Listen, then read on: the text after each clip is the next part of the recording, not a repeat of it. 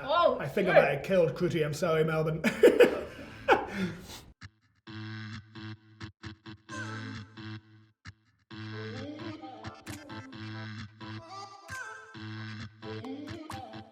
Hey guys, welcome to JDP's Questions, Wings and Things Melbourne. First episode.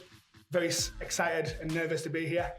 We've got the wonderful Kruti Patel from Super Rewards. She sits as the CTO and is one of the household names in Melbourne, especially in the female leadership IT crowd. Welcome, Kruti. Hi, how are you? Good. Well, I'm nervous. How are you feeling?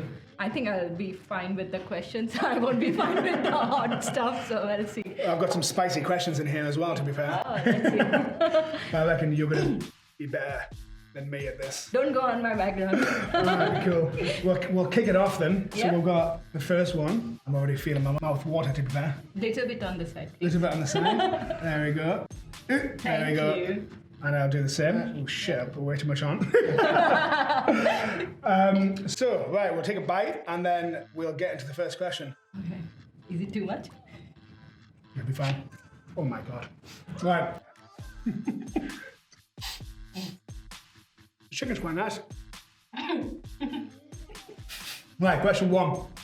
So, you arrived into Australia in 2011. Correct me if I'm wrong. Yep. And since then, you've been, through a massive career change. Well, not career change, but a very, very good career in Melbourne. You become, like I said, one of the household names in leadership in Melbourne. Yeah. What were the main challenges when you arrived? And if you could go back to 2011 and tell 2011 Kruti anything, what would it be? So, like everyone else, I had like about 4 years of experience before I moved to Australia. Mm-hmm. And I still had to go to like very junior role to get started in the country. And I started with a very, very basic salary, like one of the minimum most you can start with. And then for about 2 years, I had to contribute in terms of a lot of hard work and not looking at money. Money never should be a motivator. And that's what always I have believed in. And I have got progression based on focusing on my skills and my growth, not on the financial, and it automatically comes to you. So for 2011 Kruti, I don't have any regrets of whatever I've done, to be very, very honest. Yeah. But for the younger generation right now who are starting their careers, I'll suggest them to focus on their skills instead of worrying about money for first 2 years of their careers. So that would be my advice. Good advice. Yeah. Fire on it. How did you find that one? Was that doable? Doable. Yeah. I can eat it. Yeah, I think every day. We'll be eating our words in a second, I think. So, right, on to the next one. Yeah, do I'm it. trying to get a bit on here for you as well. There you go. Let's I put on way too much on mine, but that's fine. We'll go with it. Let's cheers. Cheers. That's nice and chemical, that. On to question 2. On your LinkedIn, in the About Me section, you say that you're passionate about driving women in IT, getting more of a diverse crowd, as well as teaching and training young generations of coders. So in 2017, you started Young Coders, and you gave up your weekends to teach kids and young people how to code. So since then, have you seen any, I suppose, generational changes in how young people are feeling towards coding, and a noticeable difference in how many women are coming through? Actually, it's a really good question, because I have seen a lot of women who are starting their careers as in technology, which is amazing. I think that is because we are driving this conversation around Australia right now a lot about women getting in technology and promoting them to get in technology. There are so many meetups and stuff like that. It has definitely encouraged more women to get in tech, which is amazing. Now it's about people like me and you to put this younger generation to the right jobs and get them started. That's where the struggle is now. That's our next struggle. In terms of younger girls studying coding, yes, I've seen a major shift in that as well, because I think parents are being more aware of putting their Sorry. I can eat. Oh my god, I can taste it You're now. doing so well there. I love it. I've been drinking the milk constantly, so you're all good. And this is second. This is second, Shit. yeah. Okay, Yeah, yeah. shit indeed. So I think the parents are realizing the importance of teaching their younger daughters coding and introducing at least them to the technology, and I think that's really good. Yeah. It's a really good mindset shift. Well, it's weird because obviously I'm from the UK, and we had our IT lessons, Yeah. and not once were we taught how to code. My IT lessons were learning how to use Microsoft Paint and Word, and Yeah. how to create tables in Excel. It was just pretty shit, to be honest. Yeah. So no wonder it's now starting to come through more because it's a lot more interesting. Yeah. Well, I studied in my 5th standard, which would be, I think, 12-year-old or something like that, 10-year-old. I think I remember actually programming on Fox Pro or something like some programming languages like that. Yeah. Mine was pretty good. Yeah. Like India.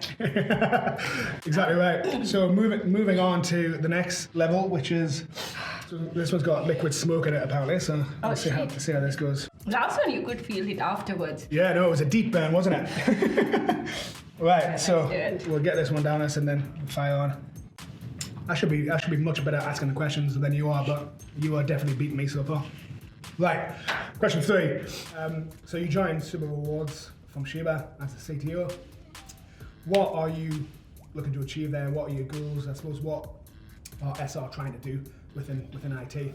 Yeah. I have 2 points. One is my personal goal. Second one is for Super Rewards. Yep. So my personal goal is to get more across web technology, because I've always worked on mobile and I've been a mobile person since my start of my career. So I knew that as a CTO, I don't need to be too much across hardcore into tech anymore, but I still wanted to be. Yeah. And that's why I was like, okay, I'm gonna push myself and go into Super Rewards, which is very web centric, and learn about web stuff.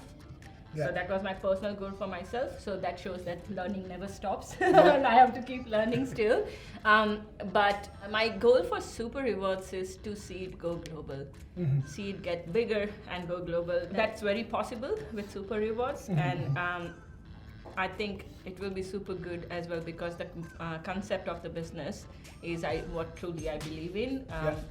Securing your future. That's my personal goal. Sounds exciting. Looking forward to hearing all about it. That one nearly killed me. I am doing all right. Surprise. Right, so the next one is pretty brutal. Right, so we'll crack on into it. Number 4, because I need to punish you because you're taking this way too easily. You're gonna kill me. Rest in peace, Kruti. So I'll come to the funeral with some more hot sauces. Right. How did she die? Hot sauce. That's all right, not too bad. So you started out as an engineer, as we discussed. So how has the transition been from engineering into leadership? And I suppose what are the main challenges you faced, obviously being a very male-dominated industry? I suppose how have you transitioned, and what are the main challenges you've faced? So my transition was very interesting. Probably I was one of those lucky ones who I was approached by Sheba when I was engineering manager to take up this role. So, which was really good because it's women-centric business as well. So it was nice to work for them. It's so hot, and I can feel it on my lip as well now. My face is completely numb. I'm sorry in advance. So I think for me that transition was not hard because I worked for a women-centric company where I was a CTO, so I was working more with women at that time. And even in current company, it's fine as well. But I think more struggles I've had to reach to the engineering manager role, where, Netflix, they were all mostly guys and stuff like that. Lovely company, had amazing experience working with all of them. But I think at some point I had to prove myself quite often.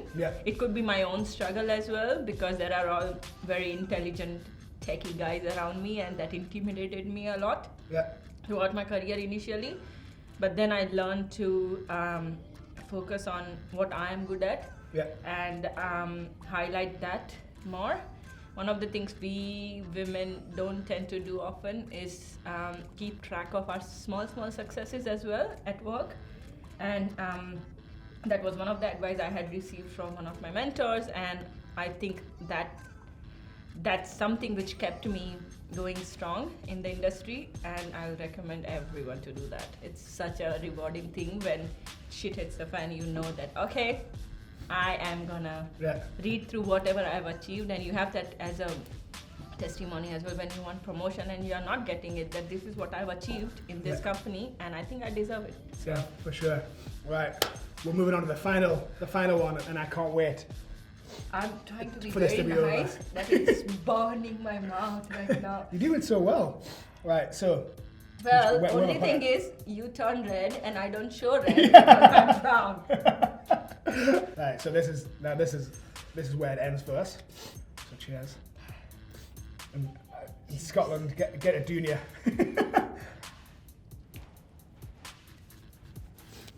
Oh, I think I might have killed Kruti. I'm sorry, Melbourne. This is so spicy. Shit. I'm just reveling in your pain, which is what this is all about. Oh, I want more milk, please. Get us some milk. Yeah, so when I was on a project with Unlocked, I was the only developer initially and we were developing software development kit, which is very unique to work on. Mm-hmm. Not many developers get that chance in their lifetime to work on something which is being used by other developers. So that was already exciting. But then we were using Twitter as one of the advertisement platforms, and we needed to cache those advertisements. And Mopo didn't have that capability in that, but it was open source code, so which is owned by Twitter, by the way. So I made changes into their open source code, and somehow their inventory went up. So I went to San Francisco to meet Twitter developers to show them how I did that. Holy shit, that's so cool. They called me over there basically. My first ever USA trip, which was paid by Twitter and Unlocked, and I went there, and it was a very proud moment for me, being a small town Indian girl, being able to go to such a big company and show their developers what I did was special. So that has been my life achievement. That's so good. Yeah. Well, that's not really lucky. That's just you being awesome at your job and getting invited to go to Twitter. So, how did you find it? You going to do it again? Yeah. Let's do it again. Thank you very much for coming on with me, Kruti. Yeah. It's always fun to catch up with you. Yeah, exactly. Well, maybe we can do it next time under less hot circumstances. And thanks for all the watchers. This was the first episode of QWT Melbourne, and hopefully not too many more to go.